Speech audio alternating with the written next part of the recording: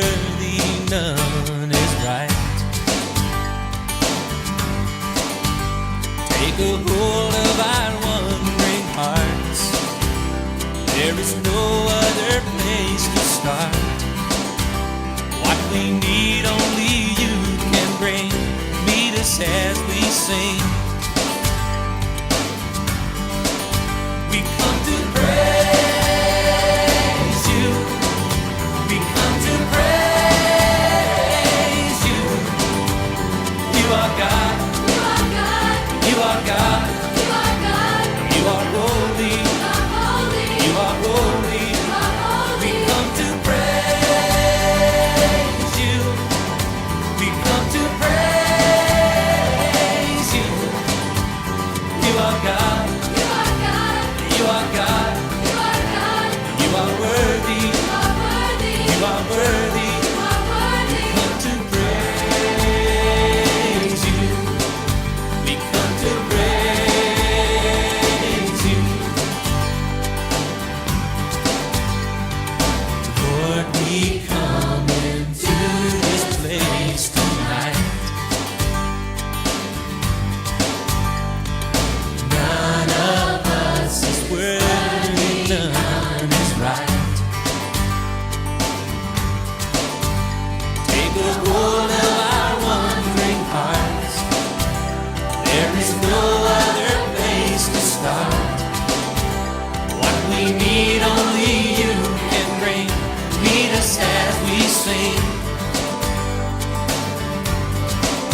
We come to praise you. We come to praise you. You are God. You are God. You are God. You are God. You are holy. You are holy. You are holy. You are holy. We come to praise you. We come to praise you. You are God. You are God. You are God. You are God. You are worthy. You are worthy. You are worthy. You are worthy. We come to praise you. We come to praise you. We come to praise you. We come to praise you. You are God. You are God. You are God. You are God. You are holy. You are holy. You are holy. You are holy. We come to praise.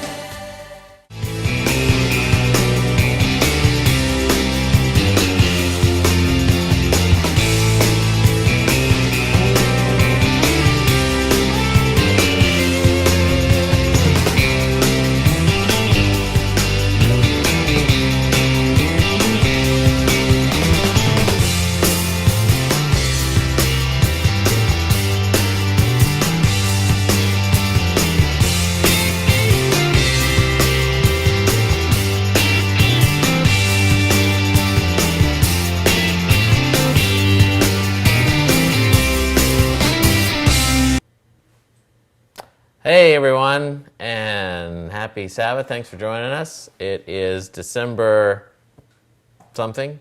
I think the 10th today. 11th? 11th. December 11. Oh.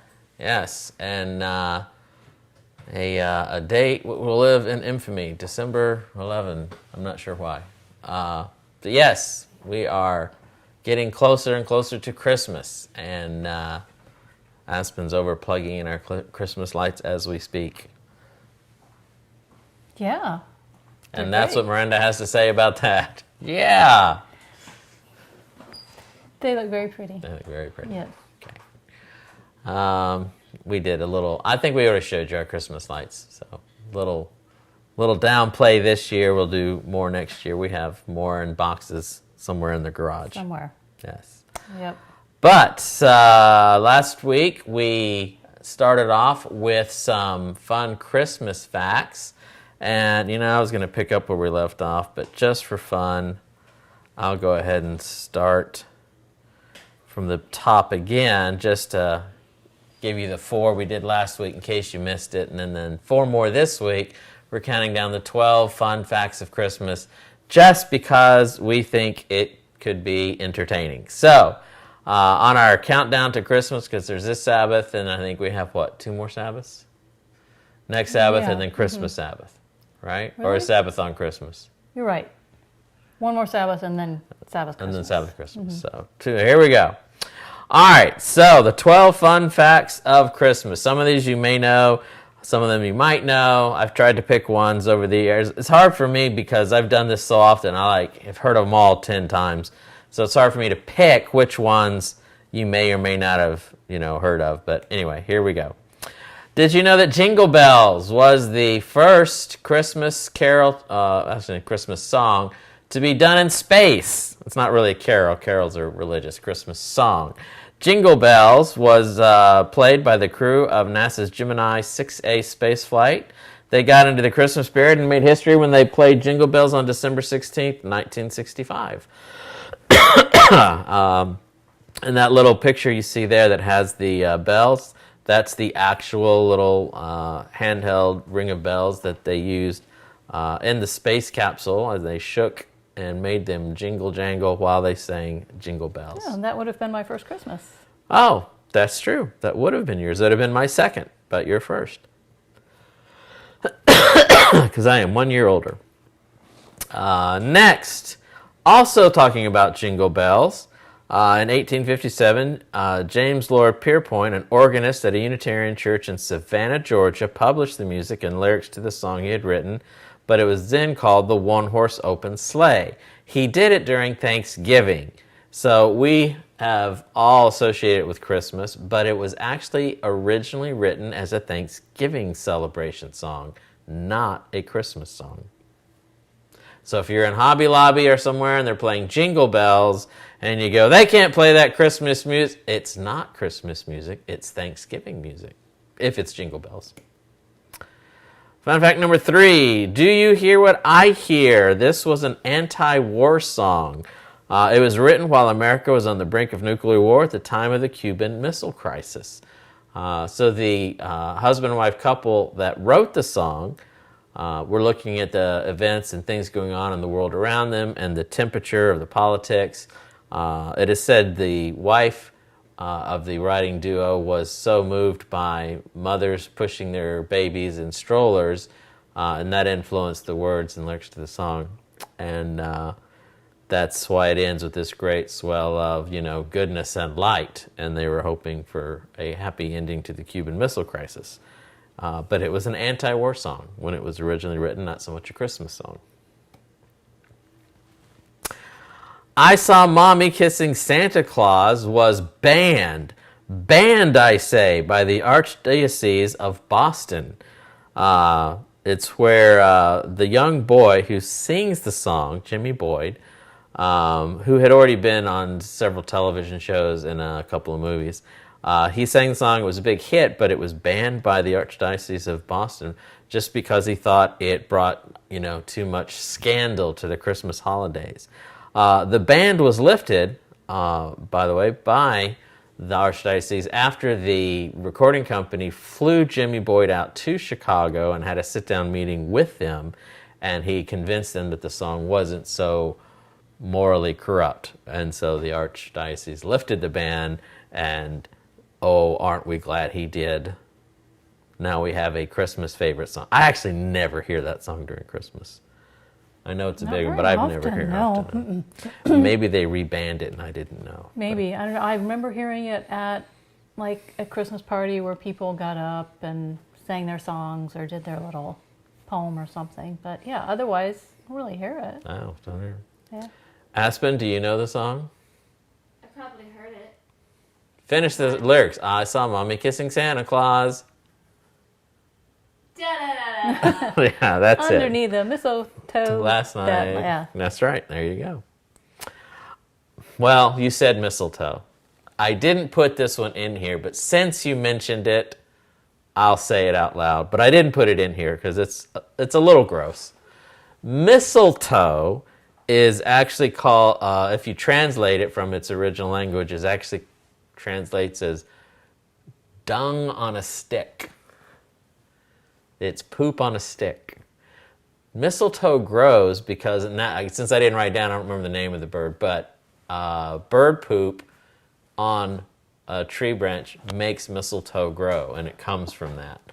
And so that's what the name means, poop on a stick. And just when you're under the mistletoe this Christmas with somebody and you think, I'm going to trick someone and kiss them under the mistletoe, remember about the poop on a stick, and it might take the mood away. Or if you get trapped under the mistletoe and you don't want to kiss somebody, you can, I'm sure, kill the mood by saying, did you know that mistletoe really means poop on a stick?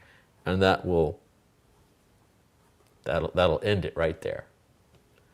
I'm sure that it would. You can Yes. thank me for that later. All right. So those are the 4 we did last week. Here are 4 new ones. Presents. Did you ever get a gift that you didn't like? Well, you aren't alone. According to a survey from Japan-based online retailer Rakuten, and we know that Japan-based online retailer surveys are the best, they found 3/4 of Americans did not like their holiday gifts. 3/4. Really? Yes. That's amazing. And what they do, 1/3 chooses to re-gift. 27% of those who don't like their gifts, they donate them to charity. And 14% cut their losses and sell probably on eBay while the item still has value. 2/3 of Americans don't like their gifts. So that means 2 of us are not going to like our gifts this year. I'm guessing it's going to be her. I know somebody who will like their gifts. I know somebody who will too. But so it's you. You are who is left. But no, 2/3. That means 2 of us. Oh, 2 of you. Yeah. Oh, Kitty. Kitty will not like it no matter what we get her. Even if she does, she won't tell us. The world's tallest snow person. So what do you think is, how tall is the world's tallest snowman? 17 foot? 17 foot. Might be true because the world's tallest snowman isn't a snowman at all. It's a snow woman. It is the Guinness World Record. Also records the world's tallest snow woman.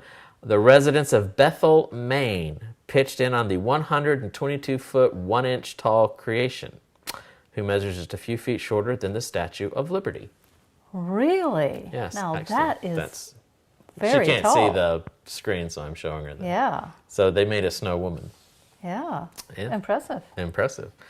Incidentally, again, not in the presentation, but because we are full of random useless knowledge, the Statue of Liberty was the country, I don't know about the world, but it is the country's largest or heaviest. It's the country's heaviest Christmas gift ever given. Probably the world's heaviest Christmas gift, I would think. But it was given as an early Christmas present to the U.S. From who, Aspen? Who gave us the Statue of Liberty? Wasn't it the French? No, it was the Italians.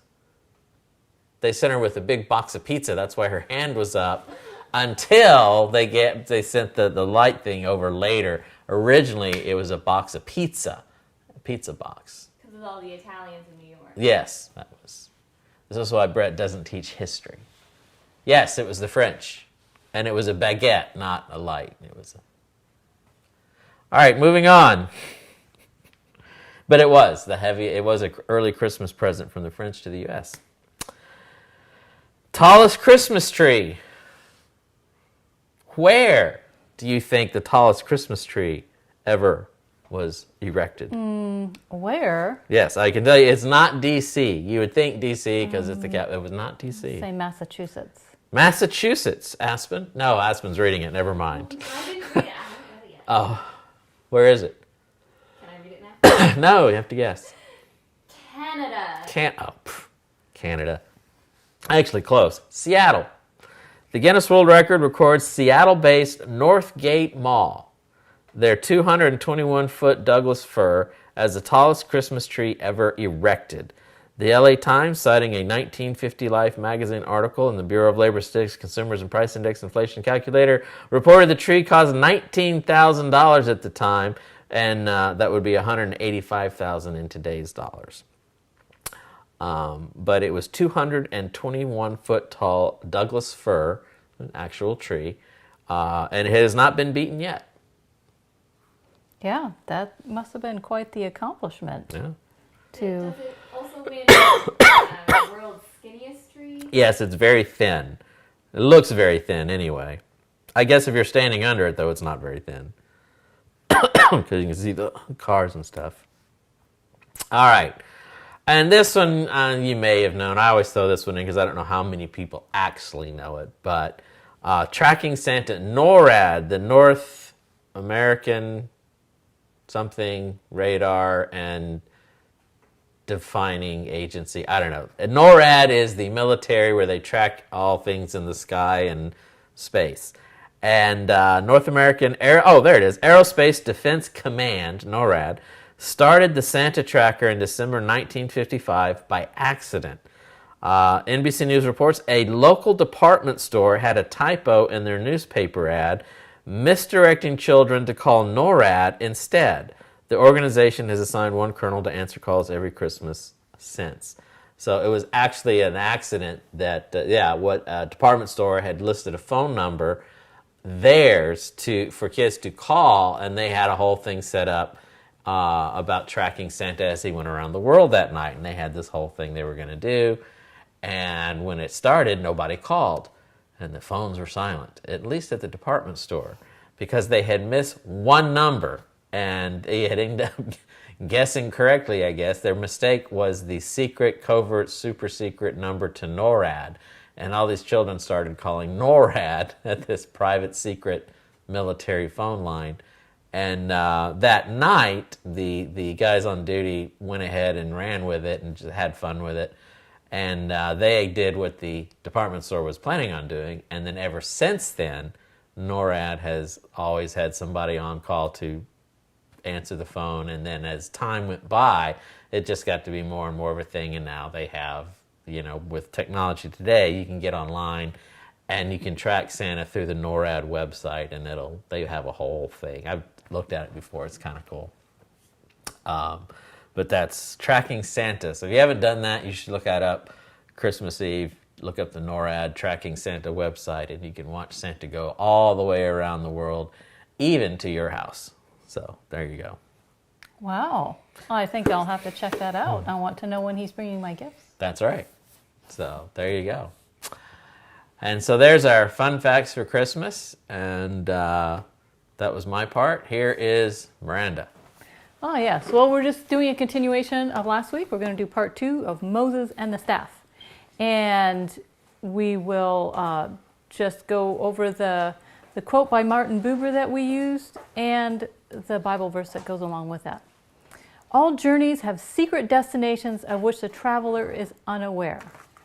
And that, like I said before, that just sounded like a really fun quote. And so I thought that the text that encompasses the meaning of that thought is James 1, verses 2 and 3. Count it all joy when you fall into various trials, knowing that the testing of your faith produces patience. So we cannot predict where life is going to take us. We can make plans, but it is God who has the ultimate plan for our life. And He has these secret destinations for us, right? Where He shows up in these unexpected ways. And they are these really great opportunities that show how faithful that He is to us. I had a secret destination that Miranda didn't know about. Yes? My drawer to get cough drops. I'm coughing. I don't know why. All of a sudden I started to feel like coughing. Uh-oh. I hope it's not the neighbor's kitty. See, it could be the neighbor's kitty because Miranda has had a reaction to the neighbor's kitty. Oh, yeah, we talked about that last week, didn't we? We weren't stealing or trying to steal the neighbor's cat. Honestly, the first night we moved in, she just walked right in, jumped on the counters and everything, acted like she owned the place. So we've let her in now that it's been colder out. And she really enjoys it. We really enjoy having her in here. But I sadly have an allergy to her. So my allergies to cats seems to be selective, which is very sad. I'm wondering if mine, because I haven't felt like coughing until... Well, for a while. I guess this morning a little bit, but just not when... Anyways, we did leave Kitty in this afternoon, but she went back to the bedroom with Brett to take a nap back there. And... That's probably where I got it. Who knows? So anyways, My secret destination. Kitties have secret destinations that they don't even know themselves that's true. because they just wander around. But I really liked, we mentioned this last week as well, but I really like the idea that this journey of faith, there's all these secret destinations that we don't know about yet until we come upon them or God takes us into them. I really like that kind of mental picture. So last week we talked about God calling Moses to deliver his people from Egypt. And the tool that he gave him to do it with was the staff that he already had. I mean, I suppose if Moses had been a baker, maybe God would have called him to use a wooden spoon that he would have already had. And so just imagine, Moses standing there mixing up another batch of his famous chocolate chip cookies.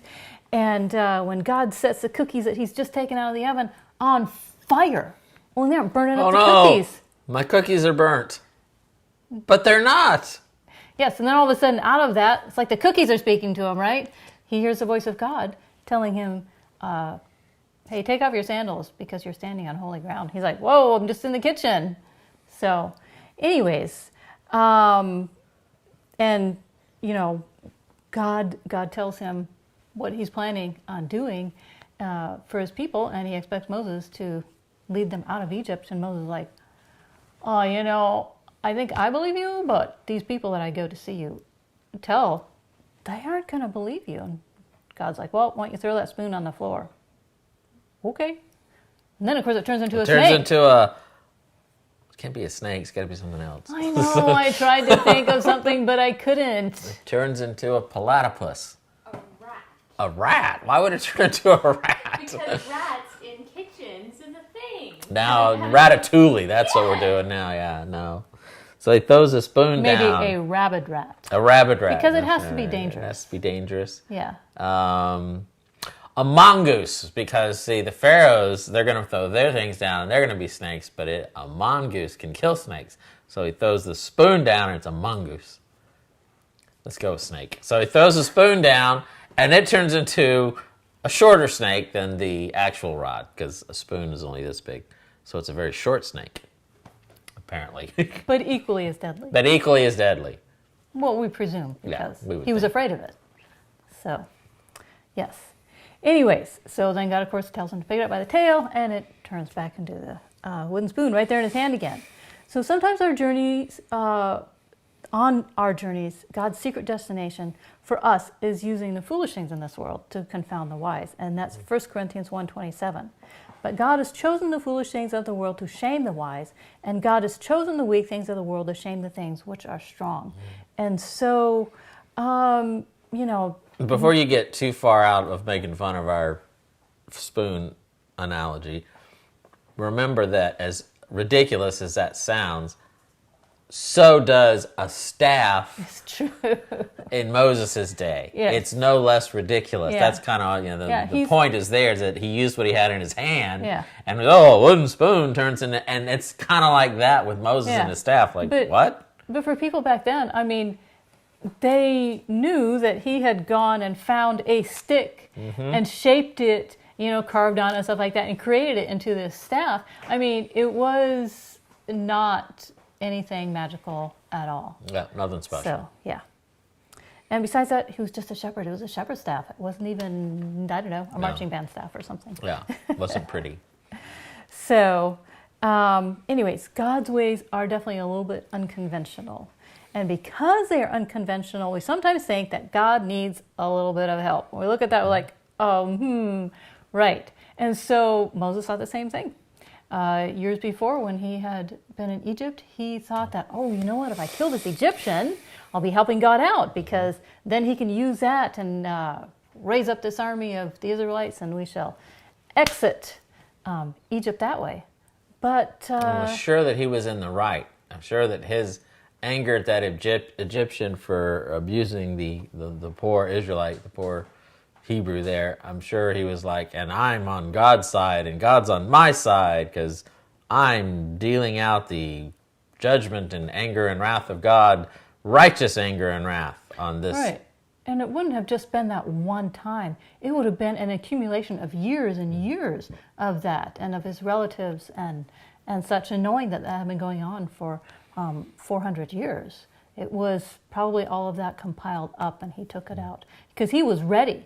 He was ready to lead his people out of Egypt, and what an opportune moment that God could use. But clearly, God... Just like when we sometimes think we have the righteous anger of God, that we are justified on pouring out on someone. On someone else, and little do we know, right? Yeah, little do we know. Yeah. So God didn't need Moses to do that, clearly. The only thing that God needed was a man willing to put aside his own ideas and plans. And pick up his spoon. And be willing to follow God's plan instead of his own. That too. Yeah. With a spoon. Or a staff. Or a staff. Yes. Whichever the case may be. Whatever it is that we might have that God is calling us to use for him, no matter how simple we think it might be. There you go. And we think that since we potentially can't accomplish much with this simple thing, then we don't do anything with it at all. And yet, in God's hands, it becomes something entirely different. Yeah, there's an old, you've probably heard, there's an old allegory, parallel, I don't know what you'd call it. But, you know, like a basketball in my hands is worth about $15, and a basketball in, you know, Scott Pippen or Michael Jordan, somebody else's hands is worth $15 million, you know, and, you know, a tennis racket in my hand is worth $20, and then a tennis racket in Venus Williams' hands is worth, you know, $20,000, and my hands would probably be in debt. Yeah. So things in God's hands, no matter what it is, you know, if it's just us, yeah, it's just that. But when we put ourselves in God's hands and He uses it, it's beyond, you know, what we can imagine. Right. So that's sort of like the secret agent's agency, basically. Yes. Instead of giving James Bond a call, they call your neighbor's fifth grader who can't even drive yet. You know, take for example that tennis racket. I mean, they're going to call you up to play a tennis tournament with another world accomplished tennis player. You know what on earth would they do that for? Because the odds of you winning is like just about zip. And I played she was ranked 99, I think. I was taking tennis lessons in Hendersonville, and she was their pro on the circuit, and she was ranked. They only ranked the top 100, and she was 99, I think. So this is like a 16-year-old girl. I think I was 21 at the time, and she was ranked number 99 in the tennis world. And you're not going to finish the story? That was the point. She served, and I was like, I couldn't even see the ball. I mean, you don't know how fast those things are on television. It just looks like they're playing tennis. But I was standing there, and I was thinking, 99, how good can she be, you know? And she was like 15 and going to the other side. I'm like, what's the ball, you know? And it's behind me. And I'm like, it was very embarrassing. And so I think the tennis coach did that to humiliate me on purpose. But again, a tennis racket in my hand was nothing. And in this person's hand, who was 99 out of 100, it was like amazing. Yeah. So, anyways, God instructed Moses to use his staff as his secret agent, super secret tool that could do anything. And this would be a little like the secret agent agency giving your neighbor's fifth grader a phone call, and when the kids showed up and they gave him an assignment, his secret agent tool would be the horn on his bicycle. Is that what he took the phone call with, the horn? Probably. That's it. Wouldn't Yes. that right? That would make sense. Yeah. You'd be sitting there and he'd be like, oh, excuse me, I got to take this. And he'd put the horn up to them. Yep, I'm on it. So he rides on over there and gets his Assignment? Yep. Gets his assignment. Yeah, because he's pretty like amazed that he's getting a phone call on his bicycle horn. Beep, beep. Aspen didn't have a horn on her bike. She had a bell. A bell, yes. So anyways, when God tells Moses to use his staff, right? But actually it was God who took the staff as his. Yep. Because it was his power that used it.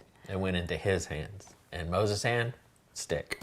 In God's hands, super secret spy can do anything. Yes. Yeah. Yes. And so now after God has used it like that in the Bible, it is now from then on called God's staff for all kinds of good reasons. It wasn't Moses' staff anymore, it was God's staff.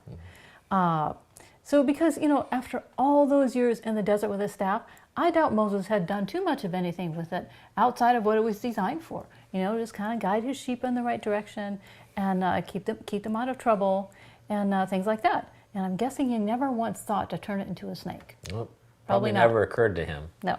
I mean, he may have used it to ward off some snakes, but to turn it into a snake, probably wouldn't have thought of that. So, just like your neighbor's fifth grader had never done anything more with his bicycle horn than annoy you and the other neighbors, but now that the secret agency has told him to use it on the mission that they give him, now it will do anything and everything. Make phone calls, turn it into a car, allow him to fly. And annoy you. And annoy you. All in one. All at the same time. Yes. And you could say that Moses arriving to that moment in his life where God took his staff and showed his power through it was one of those secret destination moments. One of those moments where we see the power of God at work in our lives. And so now the staff, it was just a piece of wood. It was used to guide the sheep in the right direction, and it was used to correct the way that they were going. And it carried a symbol of authority and guidance. So to stay focused and make a long story short, they leave Egypt just as God has said that they would, and they follow the cloud, and it takes them to the edge of the Red Sea. Well, you're just talking, and I started thinking, I wonder, after all this, what did the Israelites think about that? I mean, they are going to see things, with this staff, like, wow, and just made me think about what would they think about, when they looked at, Moses' staff and, say he's going into the temple or something and he just leans it against the door, and everyone's just, they're looking at his staff going, that's the staff, I mean, what did people think of it? Because human nature is to go like, ooh, wonder at the staff. I mean, it's still just a stick, know? And did they realize, actually make the connection, that that's just a stick, it was God's power, not the rod itself. I was just wondering if they, Israelites ever made that connection. Just common everyday Israelite walking through the desert, thinking, God's pretty amazing what he can do with a stick. I think it's much like us receiving so many of God's blessings. We don't necessarily extend that to really God providing those for us. Yeah. But it really is God. We know God blesses us and stuff. But when we see those blessings, we don't always necessarily see the power of God in that. Yeah. Because some of our blessings are everyday living. I mean, we got money to put gas in the car, we got money to buy groceries and things like that, and we kind of attribute that to what we're doing for ourselves. Reality, it's only by the power of God that happens. It's God taking care of us. And I bet they were like that too, the Israelites. Yeah. So now the Egyptian army comes up behind them, and there's no way to escape. And so just picture a secret agent in this sort of situation. The enemy has followed him, and there's no way to escape. And he's on top of the skyscraper, and he's running across the top of the roof. And the enemy who wants to capture him and torture him until he gives out the secret and then kill him is not very far behind. And now he gets to the edge of the building, and Brett has to help me because he's watched more Secret Spy Agent movies than I have. Oh, I mean, well, you've got several options. There's a few things you could do. Okay. Let's see, you could Mission Impossible it, and you could jump off the building in your flying squirrel suit and glide away. I don't know if you've ever seen them, they can pull out and they're based on the flying squirrel concept. Okay. But, or, you could go old school and you could have the backpack glider on your back, and so when you jump, you pull the chute and you glide away. Or you could be like Marvel and have a helicopter on the way, and as you jump off the building and it turns sideways and you fly into the helicopter and you're caught by Captain America, and you fly off. There's many options. For you as a super secret agent to jump off a building and still survive. Wow, that's pretty cool. Yeah. But with God, there's this option, that option, the other option. Which one should he take? Is it actually going to work? And yet with God, it's like one thing, and it's faith.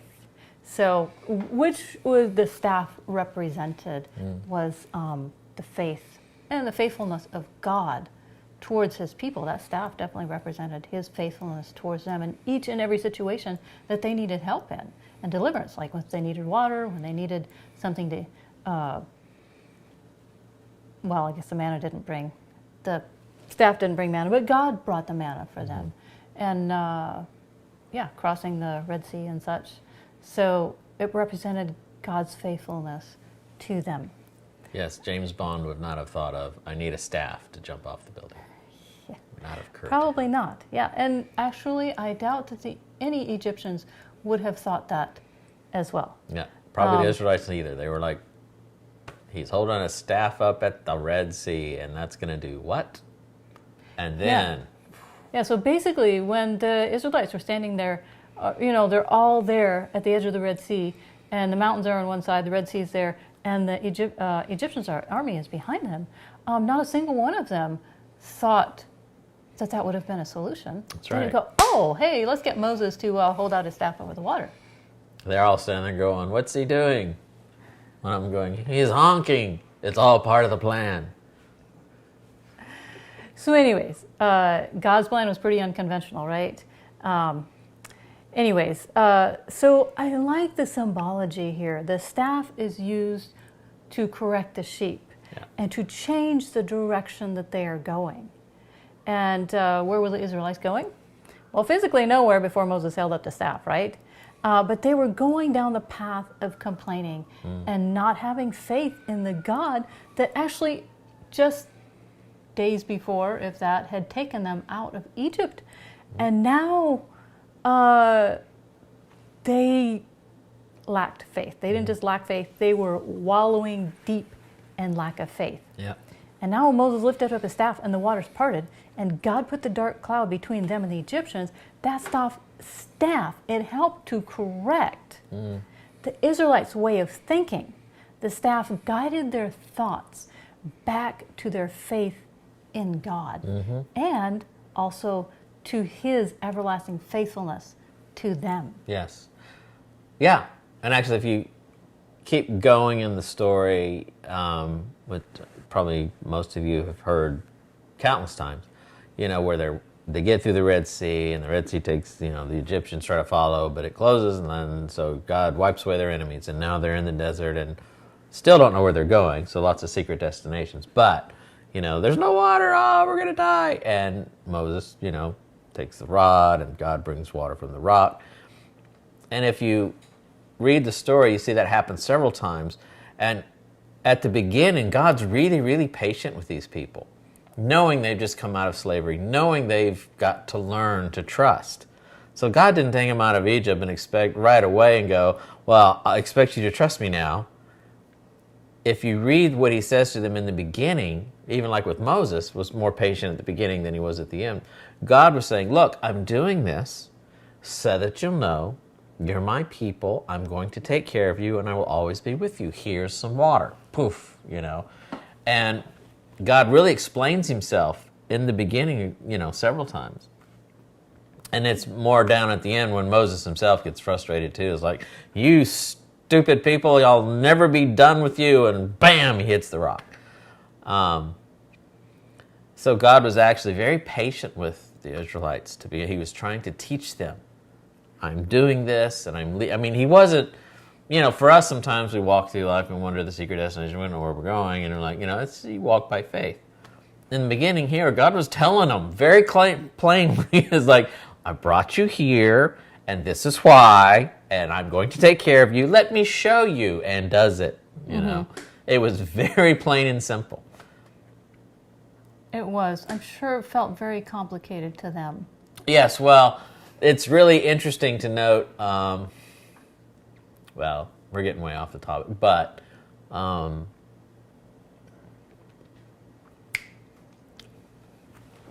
World War II, the Jews, when they were liberated from camps by the Allied armies, they've been starved, they've been through all this, horrible, horrible experience.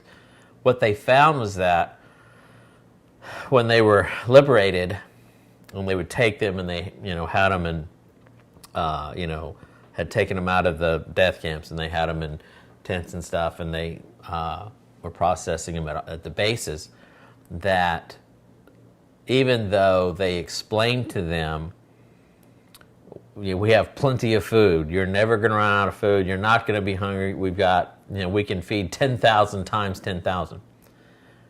The Jews who had been living in camps would hoard food. They would barely eat during mealtime, and they would hoard their food just like they did back at the concentration camps. And they talk about how they could not convince them that they didn't have to do that. They were going to feed them, and they were going to give them food, and they were going to clothe them, and they kept on hoarding food and hiding it. And it just goes to the mentality of what happens to you when you're subjected to that kind of, intense abuse. And that's sometimes what we forget about the Israelites. They were slaves for all this time. So there was that mentality they had that God was trying to work with and explain to them very simply. You're here, I'm here, this is why. And so he's trying to recondition their thinking and perspective. So it takes a lot, and that's why he had them 40 years in the wilderness. It wasn't punishment. It wasn't 40 years. It's 40. It's going to take this long to try and teach you, and he never got through. Right. We often look at others and judge them, but if we could really, really see our own lives and see how long God has been bearing with us and trying to show us how faithful he is to us, we would probably be quite ashamed. You probably don't know this. Psychologists have looked at the Old Testament, and they look at what happened with the Israelites as they went through, and they can point out to you the psychological principle behind certain activities, certain things that happened, the way that God interacted with them. They'll say, well, from a psychological perspective, it seems this is what God was trying to do with them at this point, trying to teach them.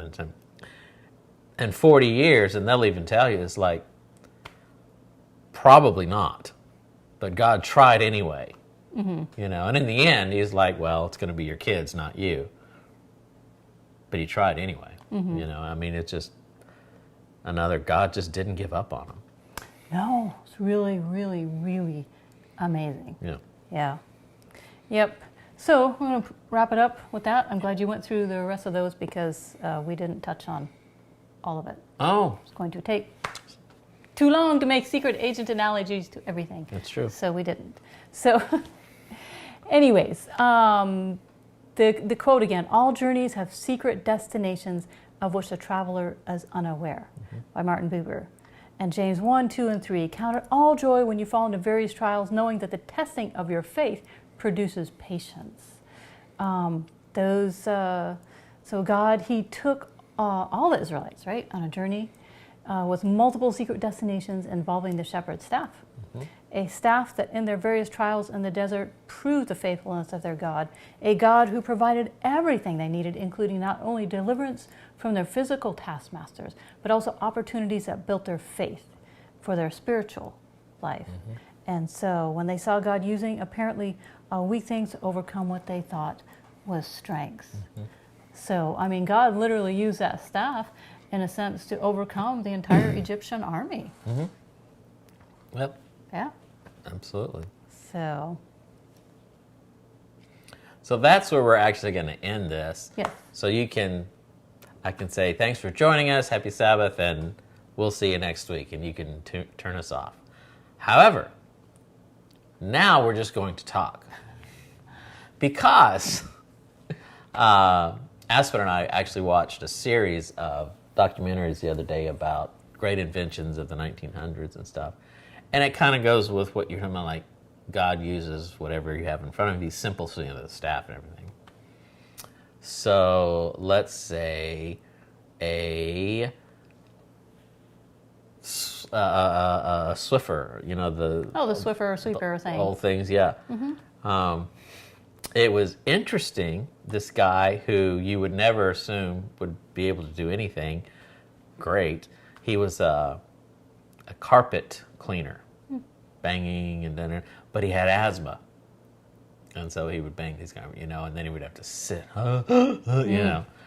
and then he would take those sweepers, and he said it made dust, made it worse.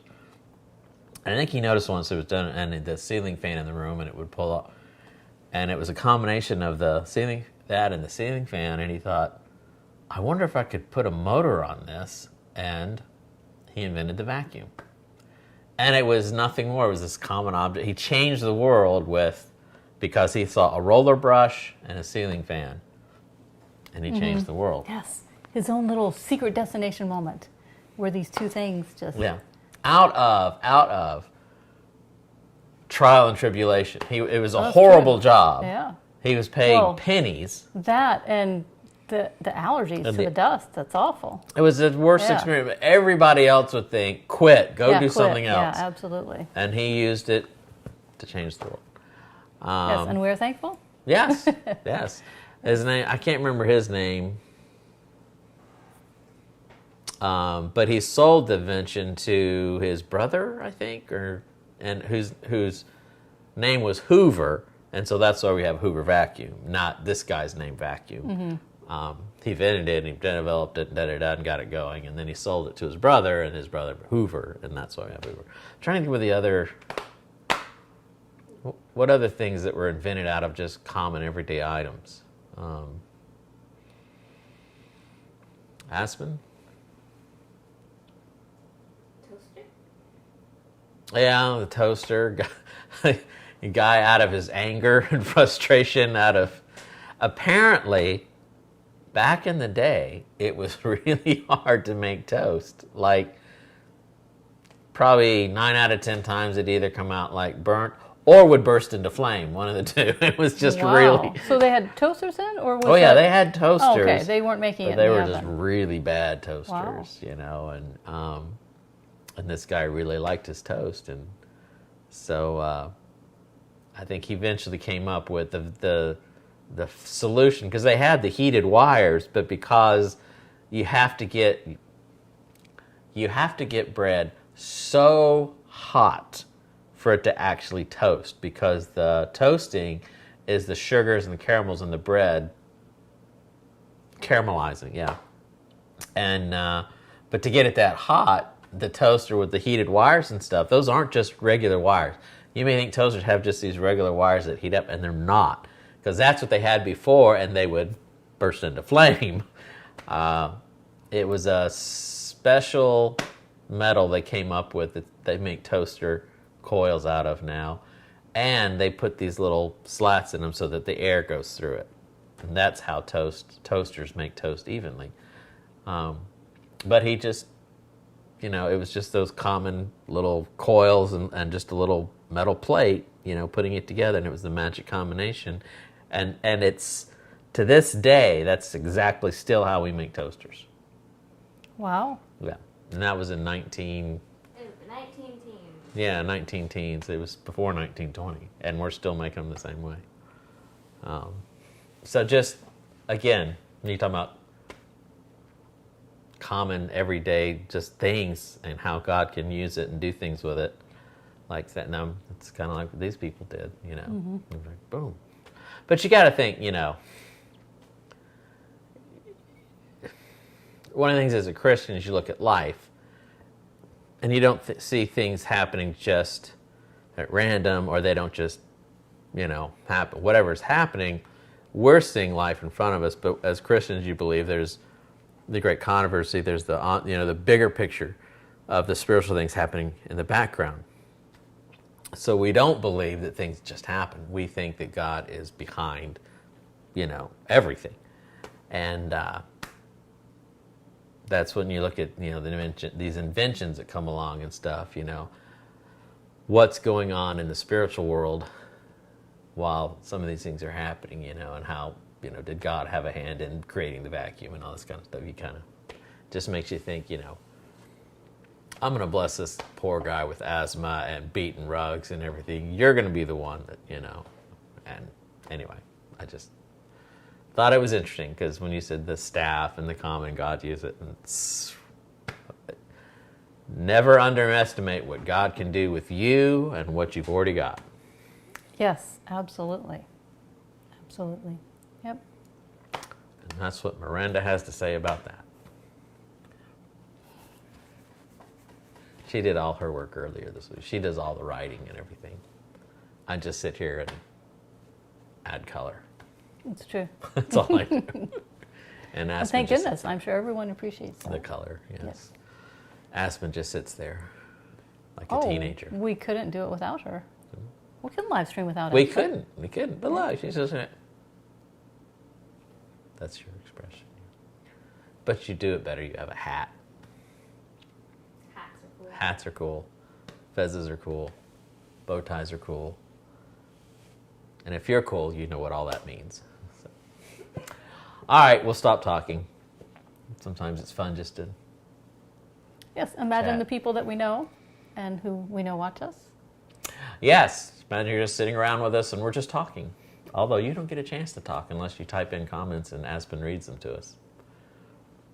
Yes. Just- So if you're watching and we know you or don't know you, can You can sign and say, talk back. shut up now. Yes, that too. Yes. All right, well, have a great rest of your weekend, and we will be back next Sabbath.